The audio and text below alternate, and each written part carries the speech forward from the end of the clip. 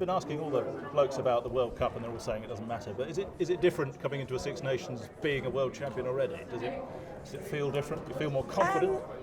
I think it's a new chapter, definitely, and that's always going to be said. But you've got that in the back of your mind. You know, we are finally, after 20 years, we're finally world champions. So it's got to add some buoyancy, definitely. Let's get this out of the way. It is a new chapter, and Gary Street's departed this week, which seems sudden, and that's an upset, I guess, or a change for the squad that you've got to deal with? There's been so many changes that, to be perfectly honest, it's sort of blending in with the new players, the Sevens girls that have got contracted, the new girls that have come in. So it is a time of change massively. Luckily, as players, we don't get involved in anything on a political level, or it's kept away from us, which I think is how it should be. So our job really, more than ever, is to just focus on what we've got going forwards.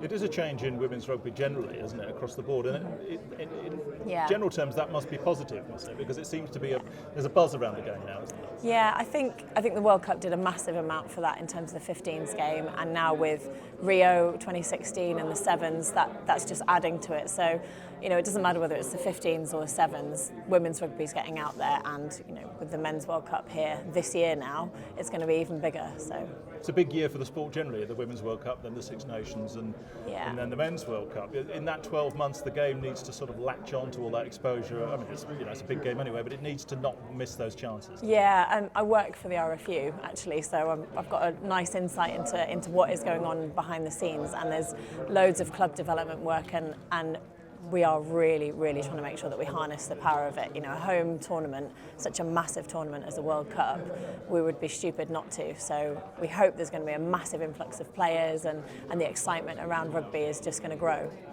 Rachel, thanks for your time. Another Six Nations upon us, and you start your campaign against the world champions. Does that add any edge to what is already a pretty tasty game, I would imagine? Yeah, I think it does a little bit for us, to be honest. Like you said, it's always England-Wales, clash is always huge. It being the first game, I think, probably benefits us a little bit. But yeah, chance to play against them at home, we're always going to try and step up to that level. And obviously in England there's a real buzz around the game as a result of the World Cup win, but I get the sense there is generally around the women's game that there is because professionalism is starting to come in areas, and there's a general sort of increase in attention, a bit more investment. Do you feel that as players? Yeah, I think so. I think from the previous World Cup in 2010, things were on the rise. The fact that England have won it, last year, will be a huge development for them. I play my club rugby in Bristol Rugby, so I've seen the influence that those players have as World Cup winners on the younger generations, and I think there may be a bit of a gap to bridge, but I think once those sort of age grade rugby comes through, hopefully there'll be enough out there for them, whether it be Sevens rugby, Olympics, Commonwealth Games, or sticking to the 15s game. The more attention it gets, the more people want to play. So beating the world champions would be a decent start. I think so. I think it mirrors the men's game in a way that momentum is key in this tournament, and how you start, it really sets the tone. I think the fact that we've got them first should benefit us, and if we can hit the ground running, take us nicely into a Scotland game.